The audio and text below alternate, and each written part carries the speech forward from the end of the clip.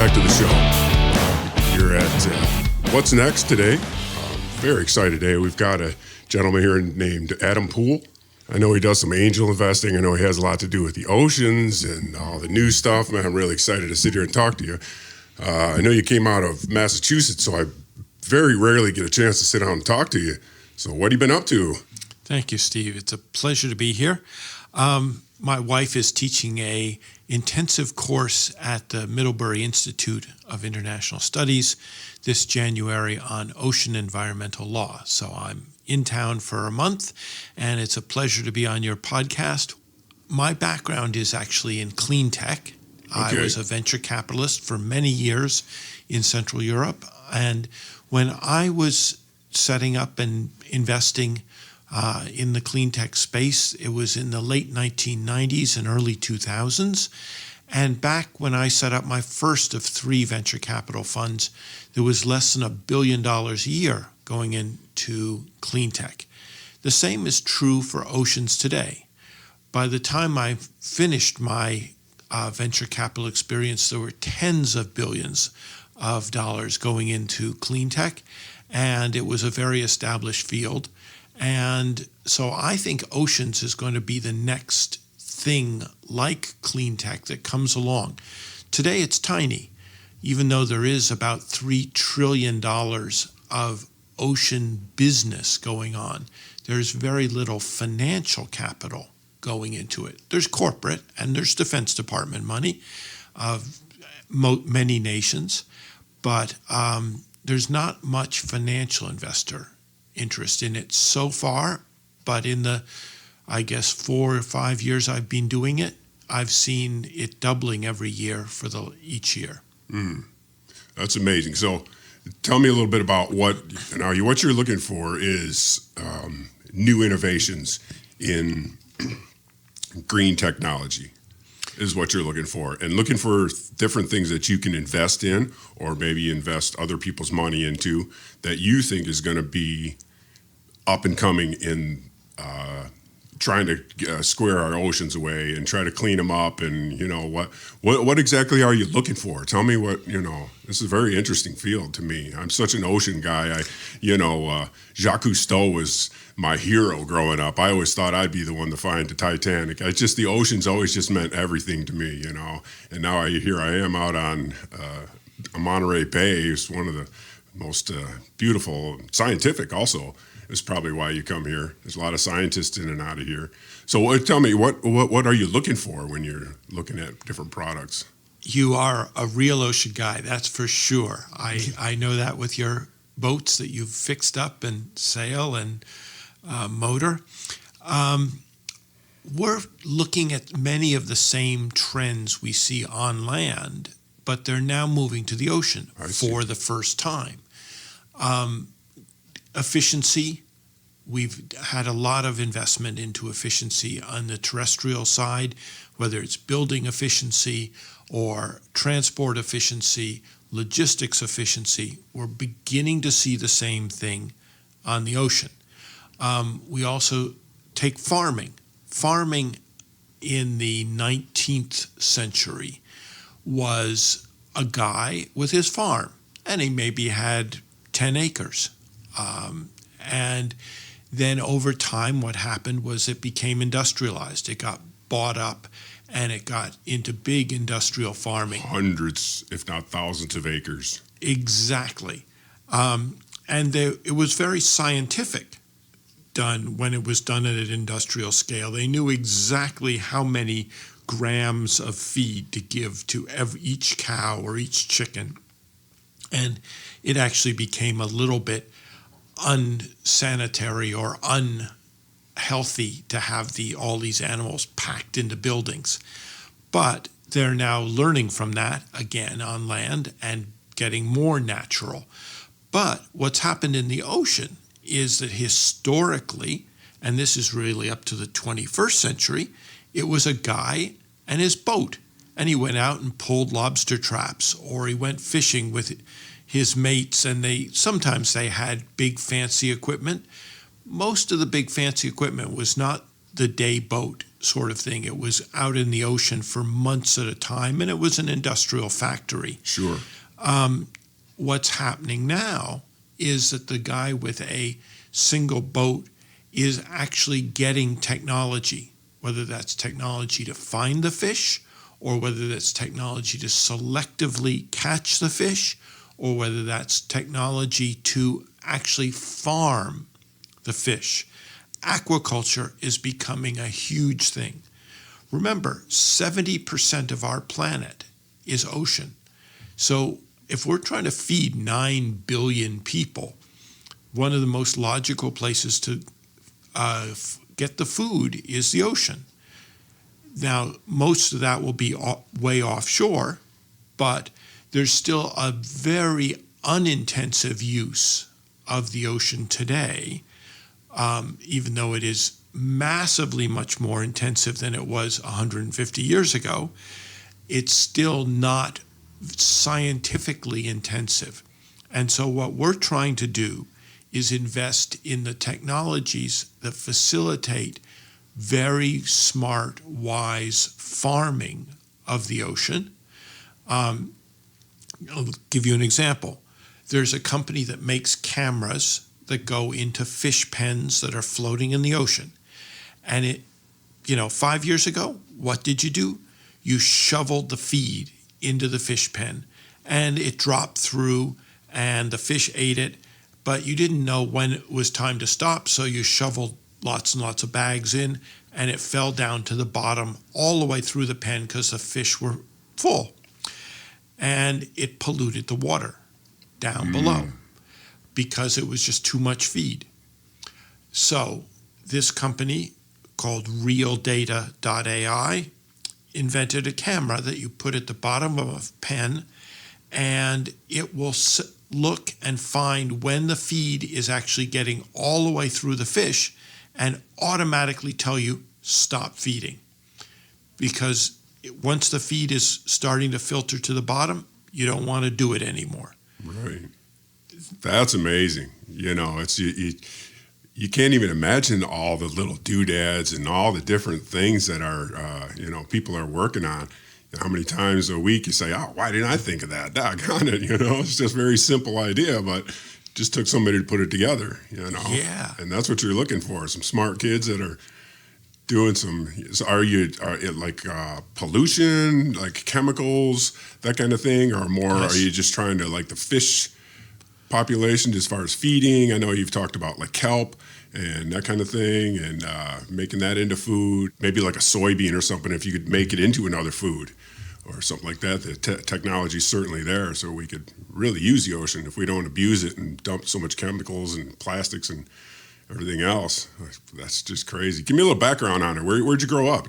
Cambridge, Massachusetts. Oh, okay, yeah, you came right out of Cambridge. Yeah, my dad was a professor at MIT, and Ooh. I got a job offer in 1991 to move out to Poland because the wall had come down, and I moved there and helped set up the first commercial bank after the end of communism.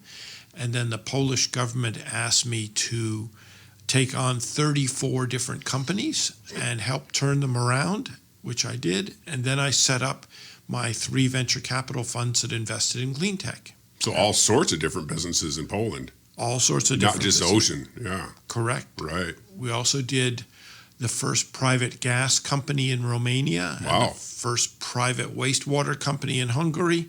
And we built the largest wind park in Europe at the time, 600 megawatts in Romania. Holy cow. So we did all sorts of clean tech things. Right. And that put me in good shape for going into the ocean because many of the trends are the same. You mentioned them. Pollution.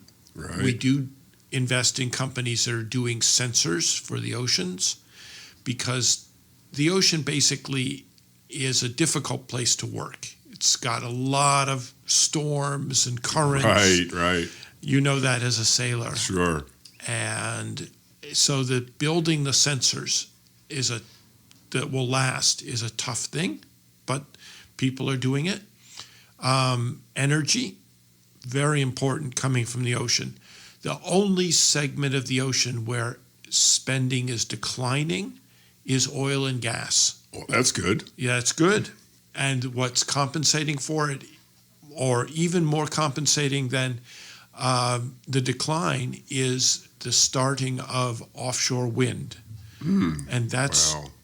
that uses many of the same technologies to anchor the turbines out there.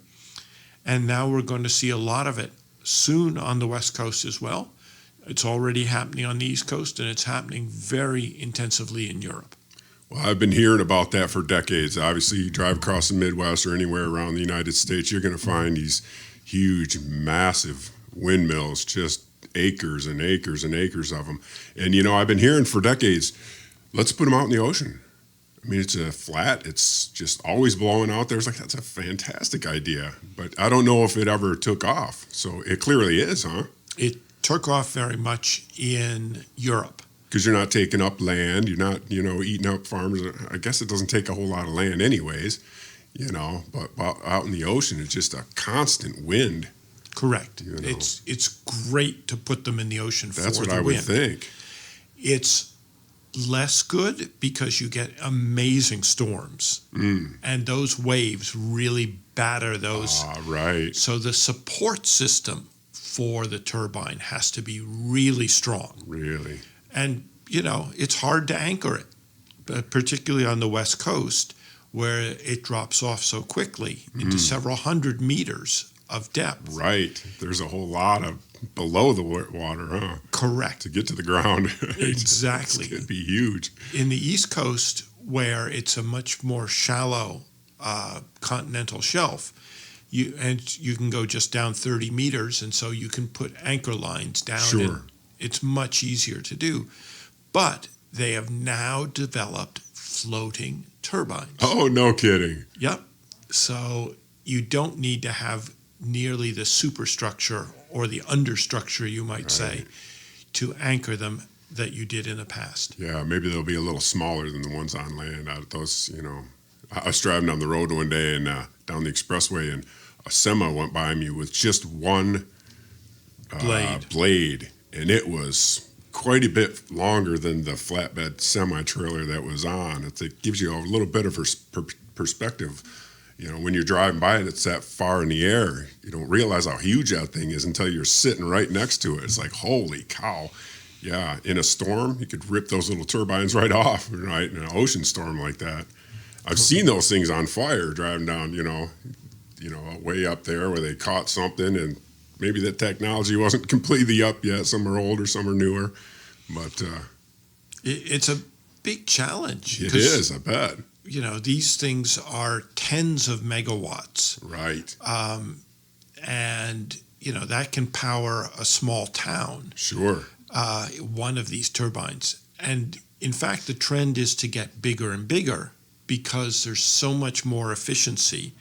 And if you have to do an anchoring system, it's much more efficient to do one anchoring system for something big than 10 anchoring systems for something that's smaller. That makes sense. So you're going to see many more of these 100-meter long blades. That's more than a football field. Wow, truly. One blade. One blade, right. Exactly. They are huge. That's incredible. And they have elevators that take the technicians up to the top. Sure. And you can stand up there and work. One of the companies that I have been mentoring provides virtual reality glasses to train the technicians on how to do repairs in these wind turbines on land, because it's very expensive to bring them out to an offshore wind turbine to train them in real situ. Right. But so they have created this system where you put on the VR headset and you feel like you are in a wind turbine that's offshore, but you're sitting in a room just like you and I are sitting in a room. Crazy. And you get to practice doing your repair. Well, that would work. It works. You bet it would. I mean, I've never used the goggles, but I've seen people use them on TV and what they're looking at and that type of thing. You would almost literally be there up on top of the turbine, wouldn't you? Everything's right there. What a great way to train. It is. No risk, no spending, It is. Great idea. Wow. It's a great idea. Great investment. Yep. Yeah. How about that? And one of the interesting things that they did to make it even more realistic was they built in a little bit of sway, so that because when you're actually on a turbine more than 100 meters up in the air, that thing rocks back and forth. So they built in a rock back and forth. And boy, I've seen people get a little seasick. That's funny. When they're using these goggles, because it's so realistic. Keep your eye on the horizon, man. It's just like being on a sailboat. It's like, don't go below. Exactly. You get your stomach will spin. Exactly. For sure. Oh, how interesting. So you and your wife came out here. You're both in ocean. Yes, she's an ocean lawyer, focused on ocean lawyer. Policies I see. that go behind protecting the ocean. You guys must have some interesting conversations over the breakfast table, huh? We sure do. I bet. She says, well, how do we protect against illegal fishing? And I go, there's some great technologies. We've got some satellite technologies. There's a great company called Fishing Watch that uses satellite imagery to trace boats that may be entering protected fishing grounds. And many times these people actually turn off their vehicle identification system. I bet they do. Because they think they're not being watched. But you can use synthetic aperture radar, and you can use the particles coming out of the smokestack to track them, because both of those have unique signatures. And so even though they've gone dark, you can still see their wake, you might say. Of course. Right. You can't get away. That's a big boat, though. That's a big boat. I've seen, I don't remember what I was watching, but I don't know if it's maybe a Greenpeace or something like that. There was a big old boat. They were chasing down 3 fishing boats that I don't know where they were from. They were in a spot where they shouldn't have been. And they knew they shouldn't have been there.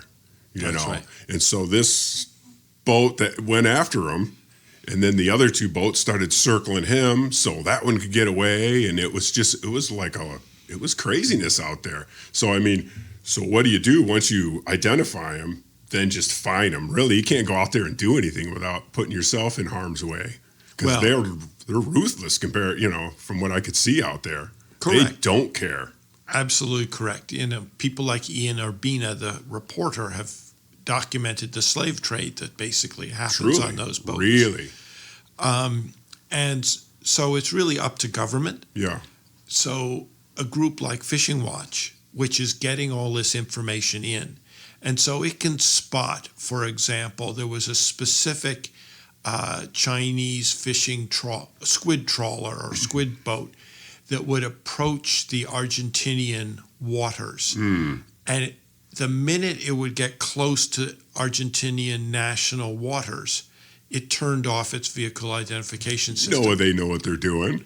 Exactly. And it did this 30 different times. Really? Yes. So it was clearly repeat behavior. Right. And guess what? Fishing Watch just notified the Argentinian authorities, this boat is sneaking into your waters and taking your fish.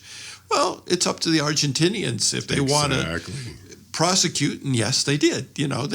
Next time they were waiting for this boat, cross the boundary. Excuse me, sir. With a big gunship, probably. Exactly. Right. That's right. It's not for you and me to go after these guys. Exactly. It's dangerous out there, man. It is. You get a country like China, and basically they are in charge of their businesses. Yep. It's not a free market like ours. These businesses and fishing businesses are actually owned by China, correct? That's right. It's a national So we're not business. going after some Joe that owns some fishing company. They're getting their orders from above, I would imagine. I don't know that for sure. But, it's dangerous out there because it's, they're telling them, go feed our people. That's right. And I get it. Hungry people are unhappy people. But that's where kelp and other seaweeds come in. Right. They can produce a lot more protein and food close to shore. And one of the companies we've invested in provides basically a wintertime revenue stream for fishermen who can't go out and fish during the winter because it's too rough. It's too rough out there, yeah. So you plant the kelp in the beginning of the winter, October in the northern hemisphere, and it grows all winter long. You don't have to tend to it, and it grows, and then comes spring, March, April, May, you can go out and harvest it. And so you've got a cash crop that is a wintertime cash crop. Right. And that you don't really have to tend, really, huh? No, you just have to set the lines, and it will grow on its own. And as you know, here in California, it can grow as much as a yard a day. Now, most of the time it doesn't. They grow really rapidly. Yeah, you see them washed up on the shore, and they're as big around as a baseball bat. Exactly. Massive, massive plants coming off the bottom. And you may or may not know that kelp actually helps the climate in two different ways. One, it sequesters carbon more efficiently than trees do. No kidding. Yep. Didn't know that. Mangroves and kelp are the most, and seagrasses are the most efficient sequesterers of carbon. So when these things grow, they're better than trees at storing carbon away. But all three of them, well, certainly seagrasses and kelp, break off and fall down and degrade, and then they release their carbon again. So it's not a long-term storage, it's a short-term storage.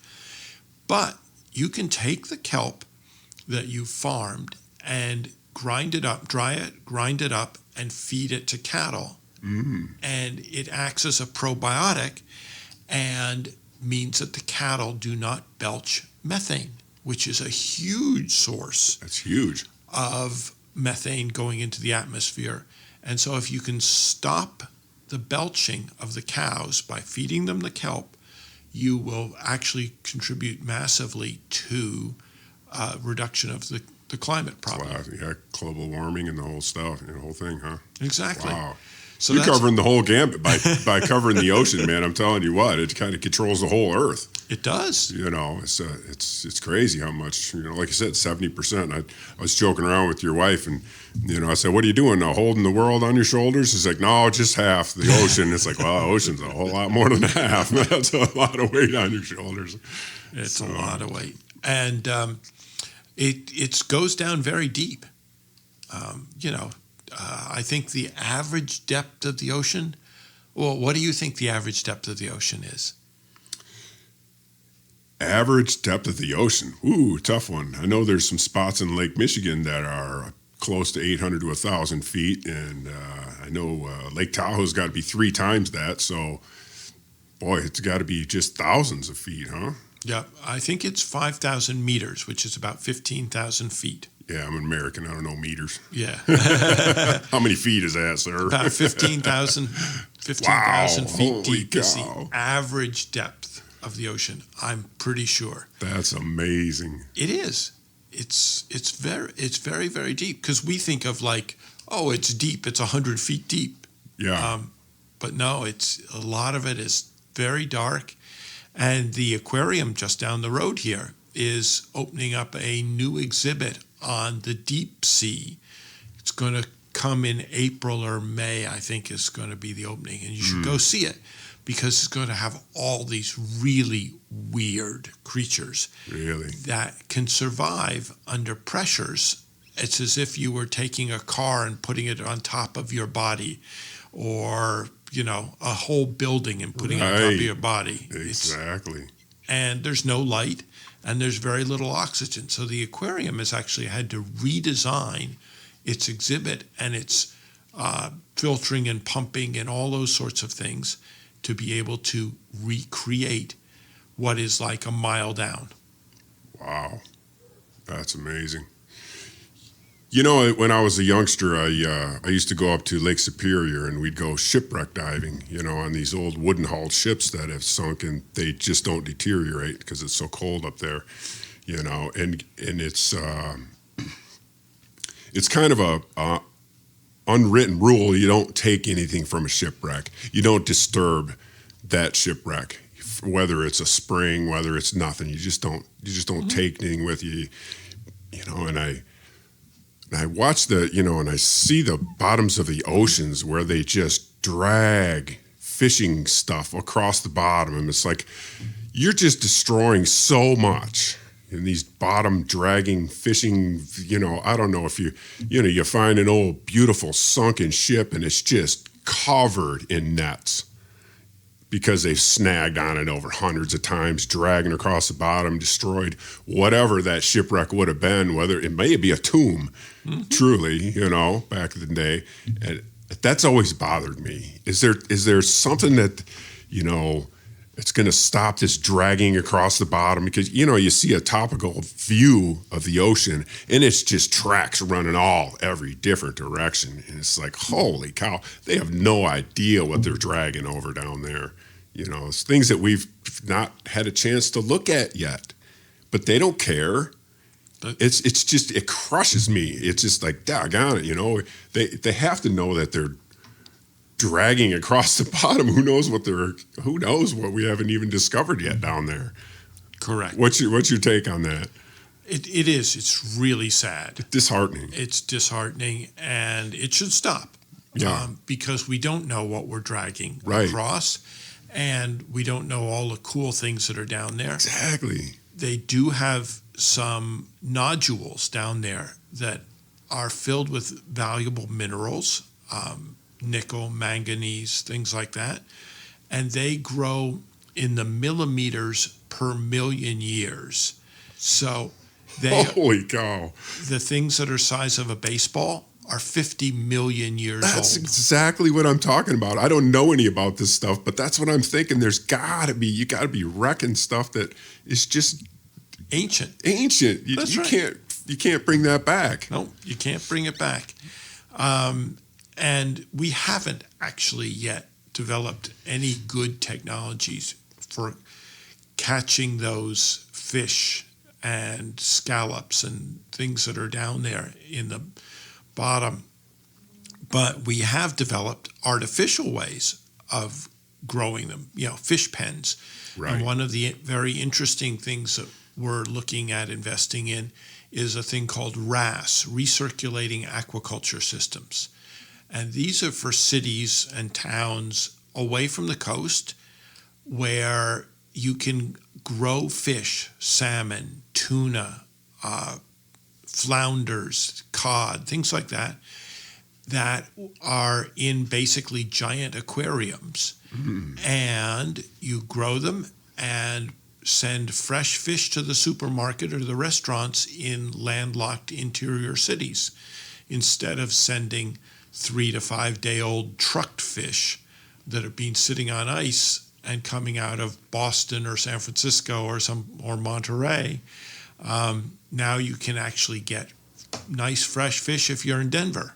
Nice. From fish farm. From a fish farm. It's like a vertical farm. That's like loaded with mercury. You hear all kinds of things. Is that, a farm, they said, eat the fresh ocean fish. Don't eat the farmed fish. Salmon, maybe that's the only thing. I'm not sure, but it's high in something, you know what I'm saying? Is that? Well, the RAS, the inland, is actually very clean and pure. Is it? Because it's a recirculating water system and it goes through amazing filtration. And every pen or every tank is filled with sensors. Out in the open ocean, the high-level carnivores, the tunas, let's say, and the salmon, if they're wild, will concentrate things like mercury because they eat the smaller fish, and the smaller fish eat the plankton, and the plankton eat the zooxanthellae. And so basically all the mercuries and pollutants in the ocean get concentrated in the wild fish. Oh, I see. The farmed fish are actually cleaner. Really? Yes. That's not what you hear. No. Popular belief, right? Yeah, but they're cleaner because they're fed feed. Right. Now, there's a negative on that as well, which is that you're not getting the wide diversity of different sorts I of see. food. So, Right. for example, farmed salmon often has to add omega-3s, fish oil basically, Sure. to the feed because it's not naturally getting them. It's not feeding on other fish. Right. But things like mercury, the farmed ones are much less likely to have a mercury content Right. than the wild ones. So the old days, they just didn't circulate the water through the farm well enough. Probably gave them a bad name. Yeah. You know. Exactly. No, today your farmed fish will be healthier, but less diverse in I see. feed sources. Right. Right. So they're basically catching other fish and grinding them up and feeding them to the fish to give them in some ways. That's what used to happen. I see. 5 years ago, even today, it happens to an extent. What has unfortunately or fortunately happened is that a lot of people have substituted soy because it's much cheaper than going out and catching wild fish. But the next generation of feed that's coming along is going to be even better. It's not going to be soy based. It's going to be based on things like kelp And seaweed. Sure. and seaweed. And one of the companies we have invested in, a company called Biofin, actually takes all the different additives that need to go in, let's call it fish oil, and wraps them up in lipids, just like your COVID vaccine gets wrapped in a lipid, so it gets into the system correctly. So Biofin wraps fish feed in lipids, and thus it gets deep into the fish and gets to where it's supposed to be, and you don't waste any. So this is using a terrestrial technology, as I was talking about before, that now we're applying it to the fishing industry or the aquaculture industry and making it much more efficient, more 21st century than 20th century or 19th century. Right. Right. We've come a long way. We have in about 20 years. Yeah. Right. I think about, 100 years ago when they were fishing out there with rowboats and they had no technology. They were just going by the stars, basically, hoping they could find fish and just keep going until they could. Bring it up to today, and it's just the science behind everything is just amazing. Just amazing. Like you said, finding them and, it's just crazy. What else you got in the fire? We got the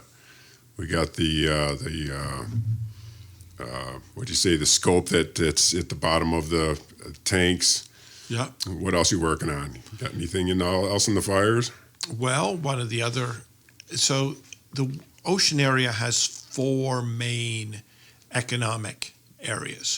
Food, which we've discussed, aquaculture, sensors, which we've discussed.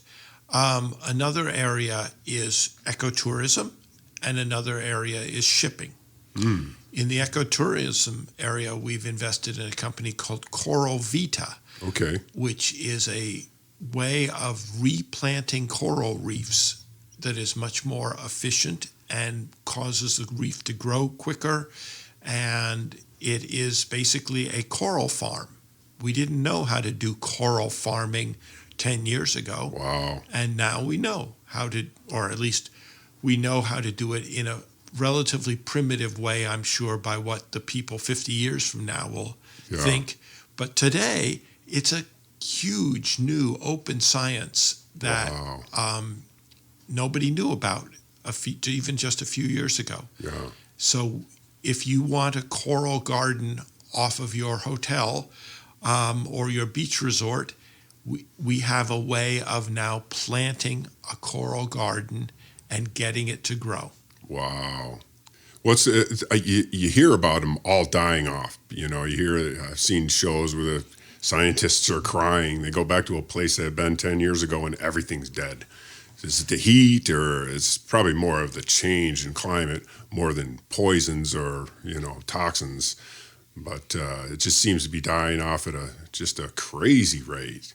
So you're trying to get that turned around. I know you have a huge aquarium here in the store, and I go down to the fish store down here in Monterey, and he was telling me he's got over $70,000 in different types of corals, just in the few tanks that he has.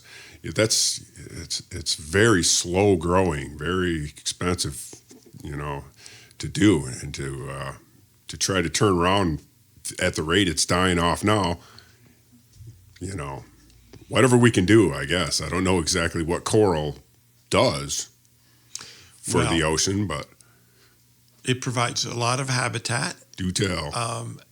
But I will come with more optimism, because it is actually very much the toxins that are running off the land that is killing off the corals. See. Oh, okay. It's not so much coming off the boats or anything. It's actually washing off the land.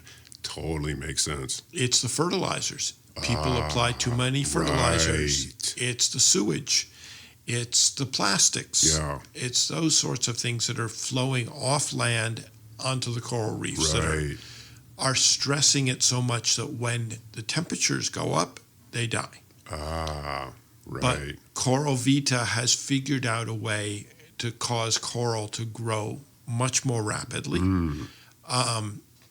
So what you would have had growing in 8 to 10 years, you can now get in 1 year. Wow. And so they haven't been in business 50 years. So we can't say what it's going to look like in 50 years. Sure. But we can certainly say that in the short term, you can get nice short-term early infant growth of coral.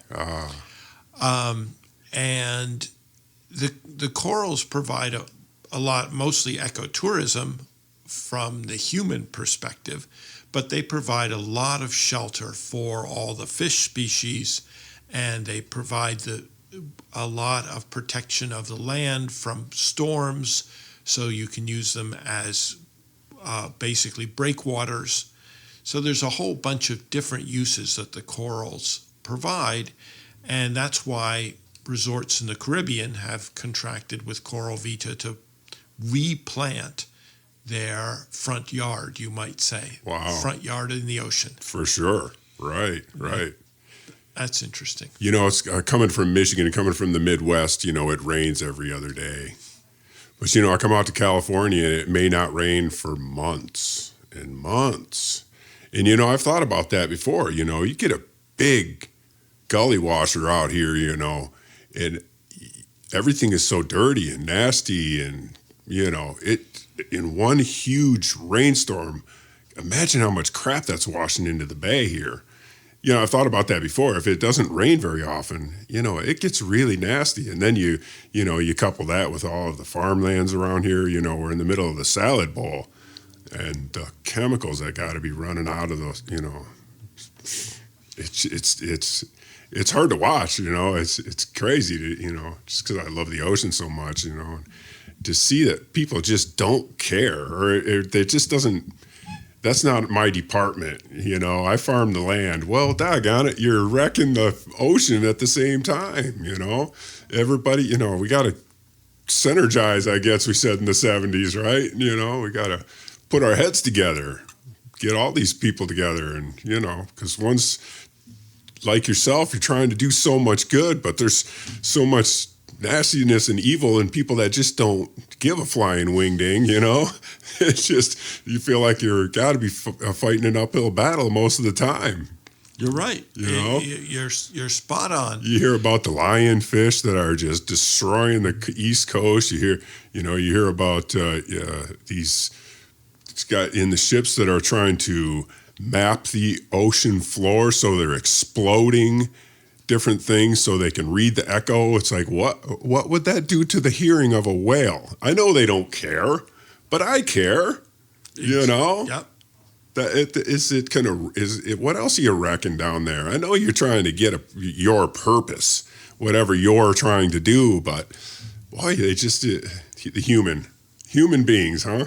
Human beings. What is wrong with us knuckleheads?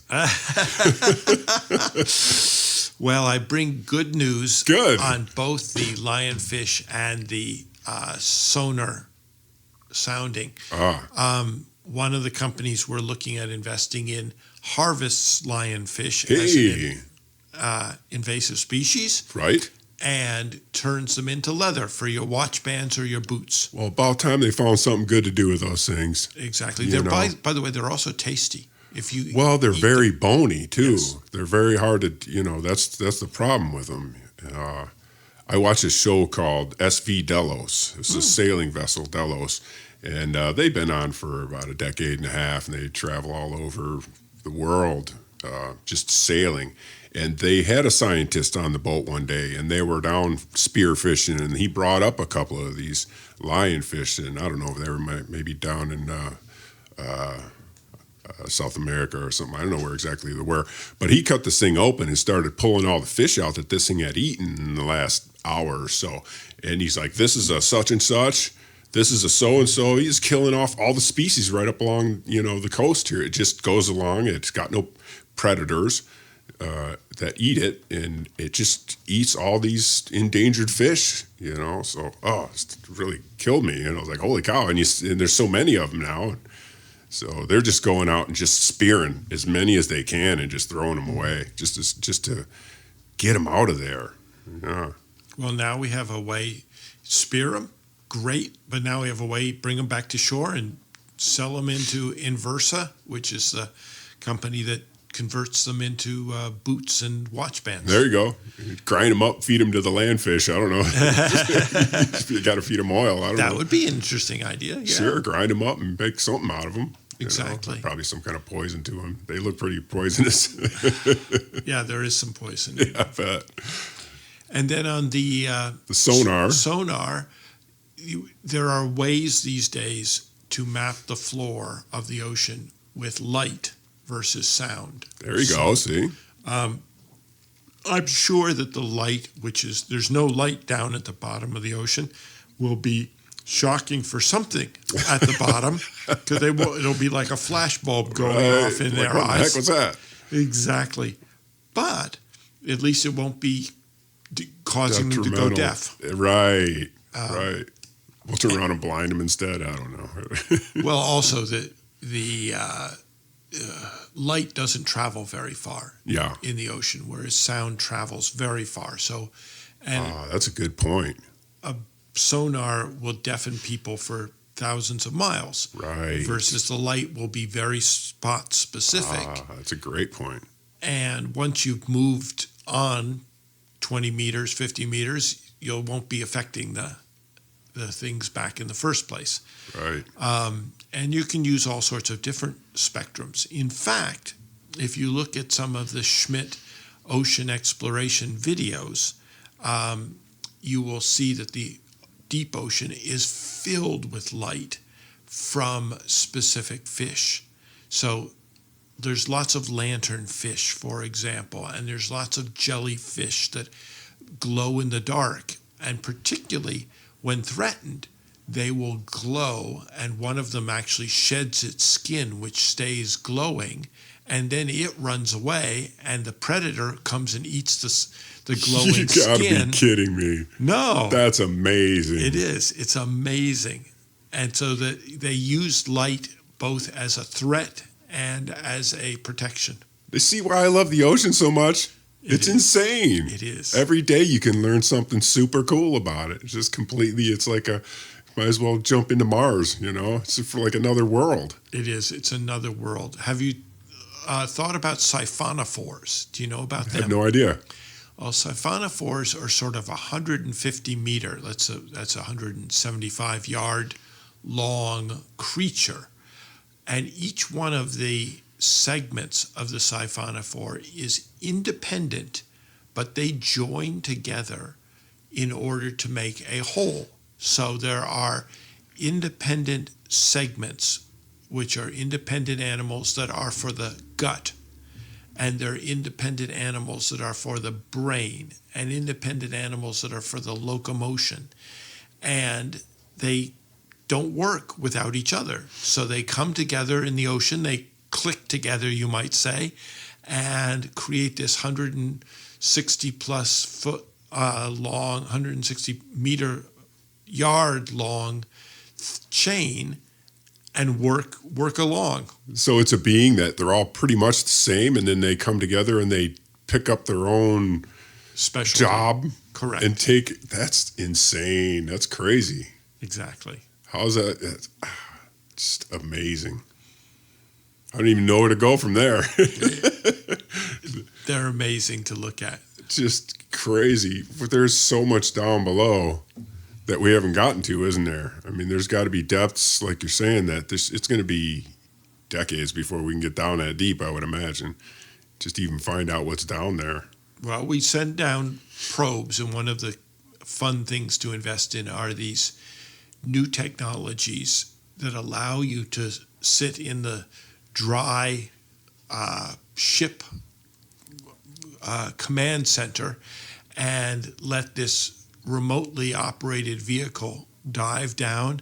You can drive it around. You can say, oh, look at that thing over there. You may have seen just the other day that they found a 90 square mile nesting site for ice fish in Antarctica. So this is the males go down and clear off a little dinner plate sized area on the seafloor, and then the females deposit the eggs and the males stand guard and till they hatch, and each male is sitting over its egg spot. And they'd come across these, once or twice before, one or two.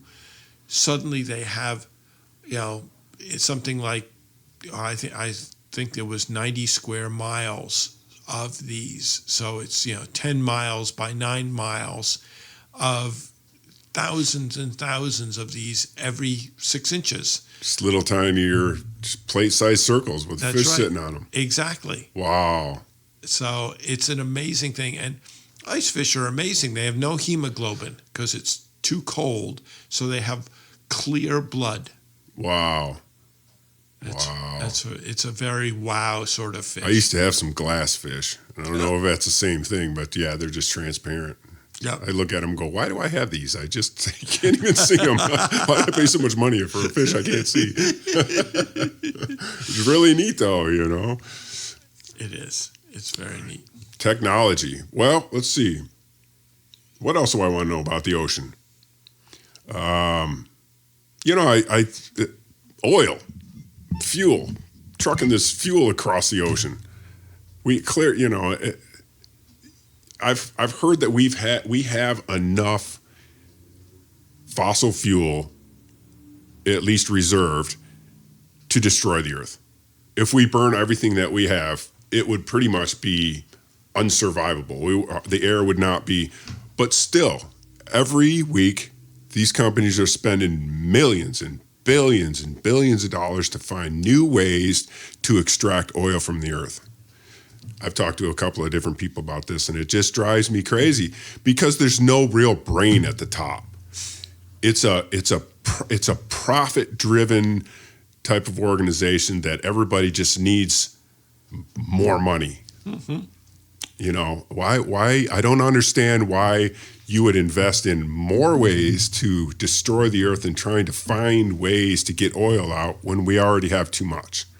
And we're trying to make this corner of electric cars, all this type of thing that's really come a long way, and it's doing it. I just scratch my head at some of these big companies. How do you fight this? You're fighting it more from a shipping angle, I guess, right? Correct. So there's some very interesting new technologies that are slowly creeping into shipping. The IMO, quite frankly, the International Maritime Organization, is not doing a strict enough, strong enough job of forcing the shipping companies to adopt renewable energy propulsion. There are companies out there that have invented ways of getting your boats across the ocean based on wind or hydrogen or ammonia or solar. But, when you build a ship, it's got a long lifetime, and nobody wants to scrap what they got at the moment. Right. And until they're forced to. And the IMO is the only one that can really force the shipping industry by simply forbidding any fossil fuel burning. And if they did, within a decade, we could easily have all of our shipping through much cleaner sources. Hydrogen is a relatively clean fuel, but to produce the hydrogen, you've got green hydrogen, which is hydrogen produced by wind and solar, or you've got blue hydrogen, which is hydrogen produced by natural gas, and it's not so clean. I didn't know the difference. So you have to think about how you're producing these fuels. Right. Same is true with, PV panels. If you're going to use solar or wind, how are the components that go into the wind turbine or the solar panels produced? Are they produced using coal-fired power plants, or are they used by, clean stuff? So there's a whole supply chain to be cleaned, but the IMO is not forcing the shipping world to adapt. On the other hand, you are seeing many new startups in the pleasure boat area, things like you and I that are electric powered. Right. Because when you drive your motorboat, it's noisy. Right. And people actually like the quiet, just like in driving an electric car. Sure. It doesn't make much noise. So it's really much more fun to go out in an electric pleasure boat. And we have seen 7 different companies come to us for financing in the electric pleasure boat market. And so that's a really growing area. And I suspect that the pleasure boat area will grow much more rapidly because there's a lot more turnover in it. People buy new boats much more frequently than they buy giant shipping Yeah, right. There's another show I watch, and the boat is called Sailing Uma, and they have just switched over to an electric motor, and they're actually up in the Antarctica now sailing around, and they're trying to get used to the new system coming from fossil fuel, and they've switched over, and now they can be out there as long as they want to be out there. They have absolutely no reason to come in. Yep. They've got wind. They've got a water maker, they've got an electric motor, they've got solar everywhere. There's just no reason for them ever to come in unless they need food. And the and ocean they can has fish plenty of food. and right. So it's amazing. Like anything else, you're going to have it be profitable to change over. I've told you about diving up in Lake Superior and checking out these old wooden hull ships and everything. Well, at one time, these were, say, big, beautiful 3-masted schooners. Well, as they got older and they got deteriorated, it's like, well, then they got bought up in Detroit so they could bring iron ore up. Well, then they switched to steam engines. So they cut the masts off. So there was 3 huge holes in the deck, and they just ran steam pipes up through those holes. Zip zop. It's not a sailing boat anymore. It was more profitable to do coal. That's when it switched. It wasn't because, we don't want to pollute. It's because it's more profitable, And I think that's what you deal with all the time. How can we make this right, but make it profitable also? And make it so, it's kind of the constant fight, isn't it?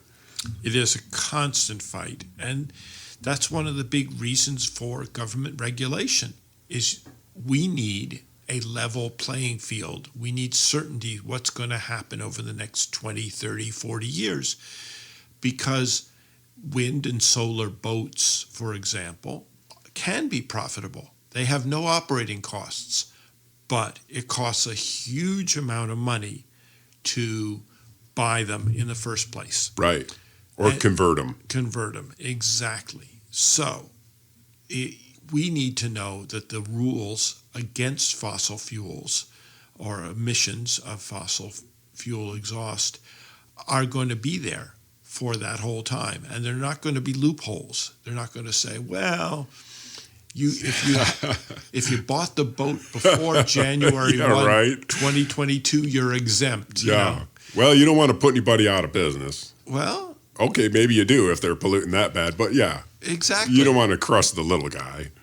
So you have to make an easy transition, or like you say, maybe give a little government funding to be able to help them Correct. Exactly. flip it over. This is what happened with solar and wind. At first, many years ago in the 1990s, when I was starting to do this, there was government subsidies that came in. We sold our energy for price of X, and the government paid us Y in addition, and that covered the costs and made it profitable for those That early makes sense. wind and solar parks that would not have been profitable.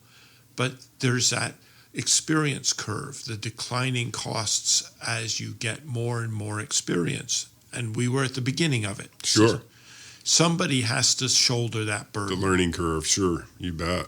Exactly. And it's, should be government, I guess, right?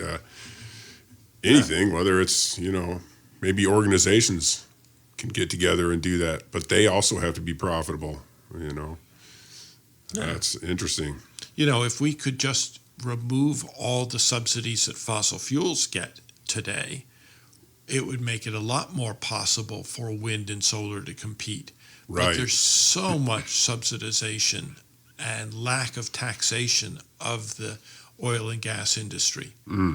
It isn't a level playing field against the wind and hydrogen and ammonia, because those new companies don't have the benefits of the tax breaks, the oil depletion allowances, all those sorts of things that Congress should get rid of. But then you've got 192 different Congresses around the world that have to get rid of them. Yeah, all different opinions too, I would imagine, from one Correct. sense to the other.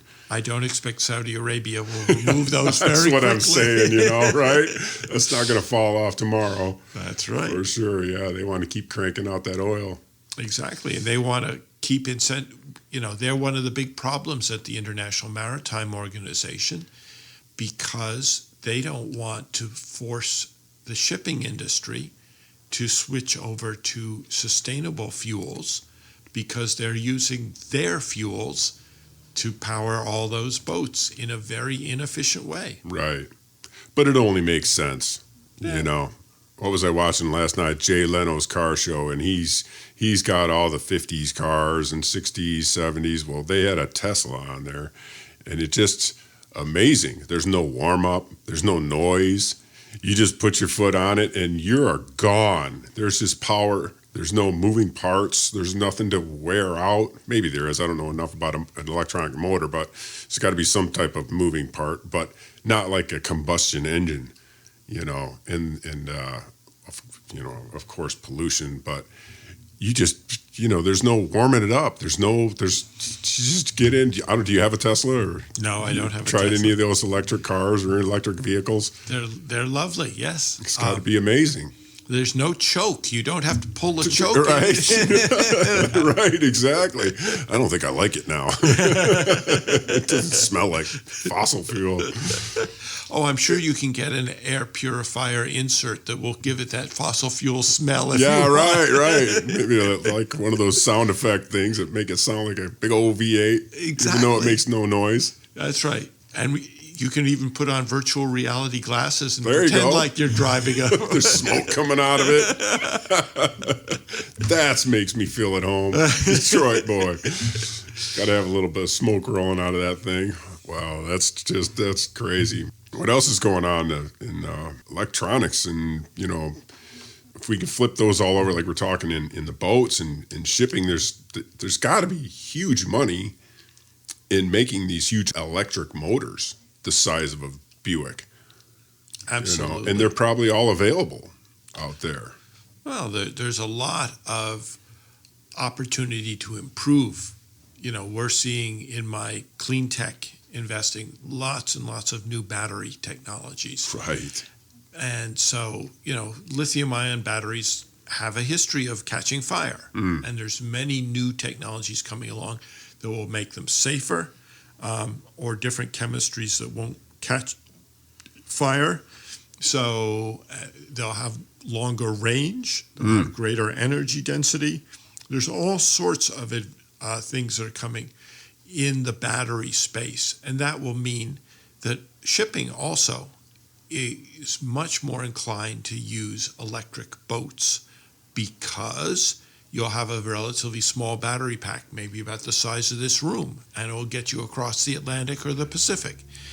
And when that happens, that's probably not imminent, but it might take 10 or 20 years. Then you will have a complete revolution in the electricity and the propulsion world. At the moment, we're getting much more efficient batteries, but they're still big, heavy, clunky by what they will be 20 years from now.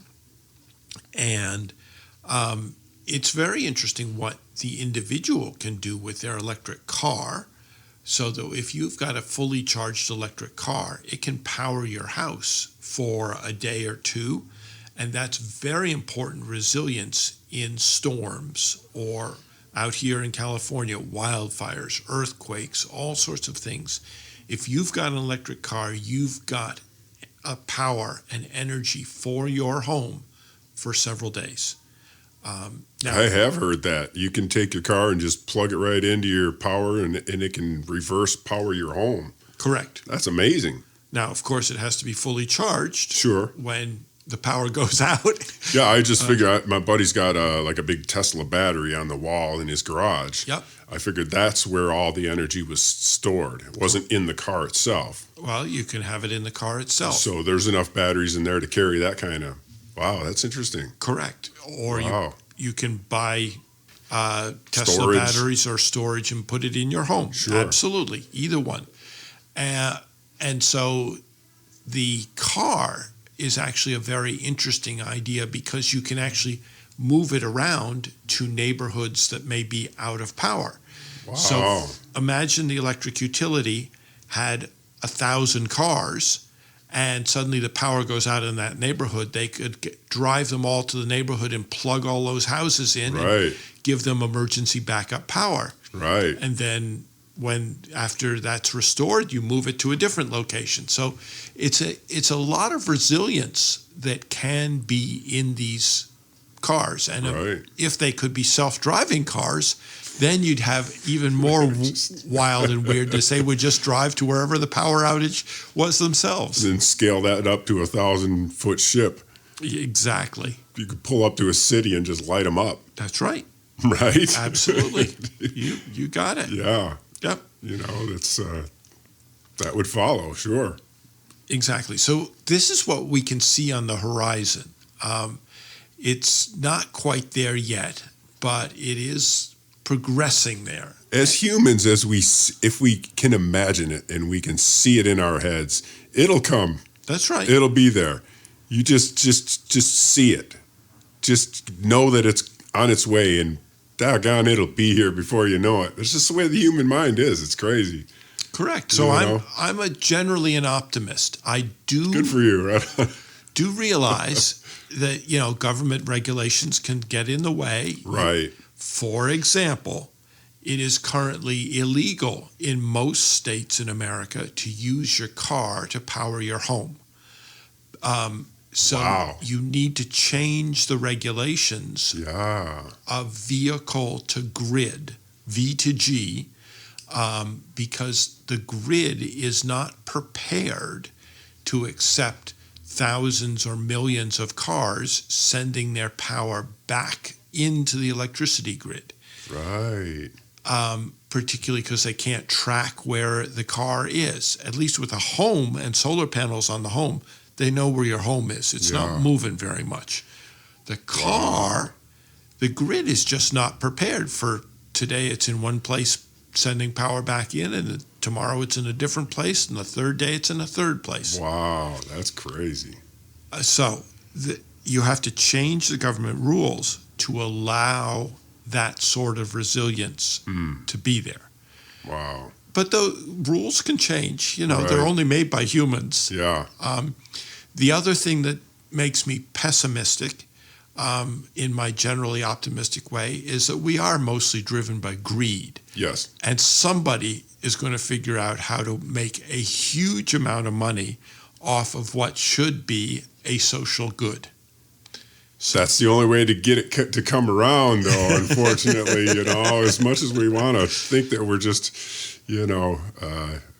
great people, it's just going to take, you're just going to have to accept the greed, accept the way that this is going to have to come around and just wait for it. Well, I was a builder for, most of my life, build houses. So, I love to watch remodels and flip houses and do that kind of thing. Well, I was watching this couple on the internet, and they had bought like an old water power plant, and he owned a technology company that did energy and all that type of thing. So they made this amazing, beautiful home out of this old power plant, and he covered the thing with solar panels and everything that you could possibly buy, and whatever they didn't use in that home went back to the grid. So they were making quite a bit of money. So they were, that kind of the idea was they wanted to live for free, so they made enough money off of the extra money that they were sending back to the grid to pay for their water, to pay for all the rest of the bills. So I thought, wow, that's amazing. You truly can. I mean, there's that downstroke investment, of course, but from there on in, you're basically not only living for free, you're helping out your neighbors, and putting more power back into the grid for everybody else that the coal doesn't have to burn to create, right? Absolutely correct. Because it's in Europe? That doesn't happen here? Or Well, it happens. I know of people who do that up in Davis, for example, who have put more solar panels on their house than they need, and their electric meter spins backwards. So it's feeding back into the grid. It's feeding back How about into that? the grid. That's legal. Really? In California. And that works until the vast majority of people are doing it.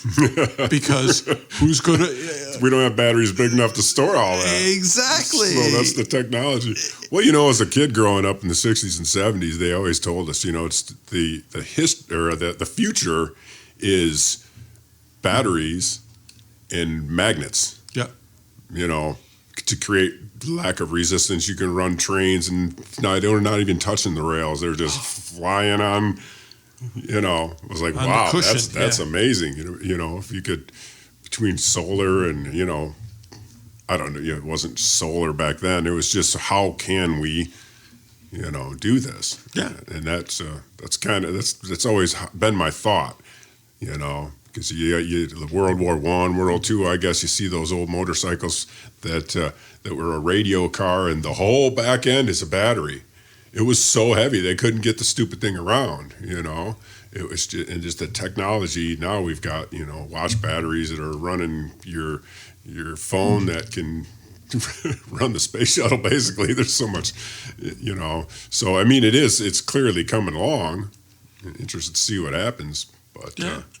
Well, it'll be a very different world 20 years from now and then 100 years from now. Right. I certainly won't live to see the second of those milestones, but I hope to put us on a path that is successful so that 20 years from now we don't have to worry about climate change. Right.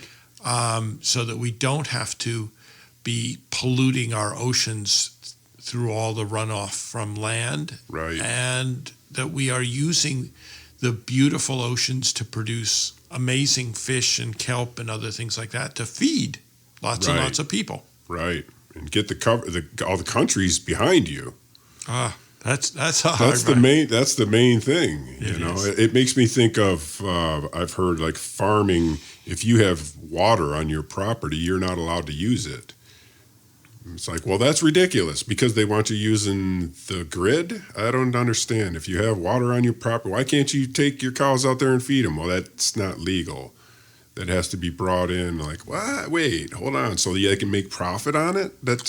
Is that kind of the way it goes everywhere? Well, that's why I'm pessimistic about the greed instinct that you were Exactly, talking about. right. Did you know that in Colorado, the water rights are sold separately from the land rights? And you know what a rain barrel is? Yeah, Okay, so that goes underneath your gutter and Right. catches. They're illegal that's what I'm saying. in the state of Colorado because you're not allowed to catch your own water that's We falling. could have made Coors beer out of that water. You bring that back now. that just, it's just greed. It is. It's just greed. So we do need to work heavily, and that's not my job, but it's somebody's job out there to work heavily on limiting the greed and channeling the greed so that it has a purpose that is more than just you and me and the billionaires getting more and more billions. Right.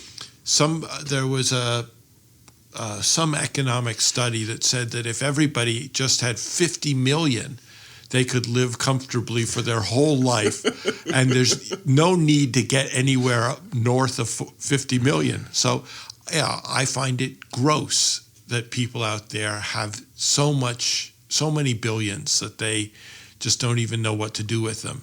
Isn't that crazy? Yeah, so I'm in favor of greed at the small scale. I'm not in favor of greed at the gigantic scale. You got a good point there. That greed does drive. Yep. It does drive. It does. You just have to put the profit in the right area, right? Correct. And that's a real role for government. That's huge. And Well, government's broken good luck. down. I was going to say, you're going to wait for the government to do that? We're going to be waiting for a little bit. Exactly. Well, you guys make a good team, you and your wife, because you're out there, getting the new products out there and shaking them down. And then you got the legal side to kind of bounce off of, That's really cool. That's interesting. That's the way it is. Yeah. What is she teaching out here? You kind of came out here just you come with her and you get like a week or two off, huh? Exactly. You relax a little bit. You needed it. That's right. This is your little chill out week. You used to come great. out here every year, but with the COVID and all that, you kind of skipped last year. I haven't seen you in a little bit. That's correct. You were kind enough to help us out when the business got shut down for 10 months, and and I sure appreciate that. Well, I'm glad you're back in business. That's Yeah. great. And it's great to see Monterey coming back. Right, right. Here's a guy that invests in business that he believes in, and he's sending me money. Hey, man, I'm telling you what, that made me feel good. It really did. I believe in you. Right on. That's so cool. Yep. So she teaches lots of the graduate students. There's usually somewhere between 15 and 20 in the class who are doing Center of Blue Economy Ocean Policy course and getting their master's. And so she teaches them all about ocean law beyond national jurisdiction. Within national jurisdiction, everything is often very unique. So Canadian law differs from Norwegian law, differs from French law, differs from American Holy cow, right? But once you get out beyond 200 miles, then you start getting into international law. Oh, I see. And that is common for everybody. Right. Now, it doesn't necessarily mean that everybody obeys it or Sure. everybody understands it the same way. Right. There's, for example, a very interesting debate going on now as to the exclusive economic zones. You may know that those go out 200 miles from your shoreline. Well, what happens when your shoreline expands, let's say like in Hawaii where volcanoes erupt and more land is created, or shrinks, let's say the Maldives or any of the low-lying Pacific Island states where the sea level rise and climate change is eroding the coastline? Do you suddenly lose parts of your former territory? Right. Well, so this is a big debate as to whether it's really. Is it the coastline a la 1960 when the rule was set? Is it the coastline of today? Is it the coastline of They'll tomorrow? fight about anything, won't they? Exactly. So that's what she teaches in her course, is how people go about solving these sorts of disputes that arise in international law and is decided by international bodies. Wow, that's exciting. It is. You should have her on the show next year. Yeah, next year when you come in town, she's so busy while she's here. I didn't want to bug her, Yeah. She's got a lot of stuff going on. Man, what a great time. I sure appreciate you coming in today. It was a real pleasure. Anything else you want to cover? Anything else that's coming up that you're working on? Or Well, we're working on establishing a fund okay, so that people who are accredited investors under the law can invest alongside me and my colleagues in ocean tech. So certainly if any of your listeners are accredited investors and want to participate in this sector, feel free to reach out and let us know. well, Adam Poole, how would they get a hold of you? Well, Where could they find your work, or where could they find out what's going on in your life here? Do you have a You can Google me or LinkedIn me. LinkedIn? Okay, Or they can contact you, of course, Steve. sure. And we also have a website, which is the See Ahead Blue Angels,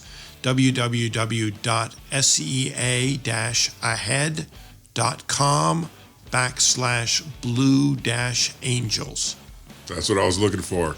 And they can get to your site from there and see all the fun stuff you're working on and investing in, Absolutely. and all the new technology coming up from the deep. Absolutely. Definitely coming up from the deep, whether it's the deeps of our mind or the depths of the ocean. Oh, I'm stoked. I can't wait to see it. I had a great time today. Hopefully next year you can come in and catch us up on what's going on. It's a pleasure. All right. Thanks. Thank you, kind sir.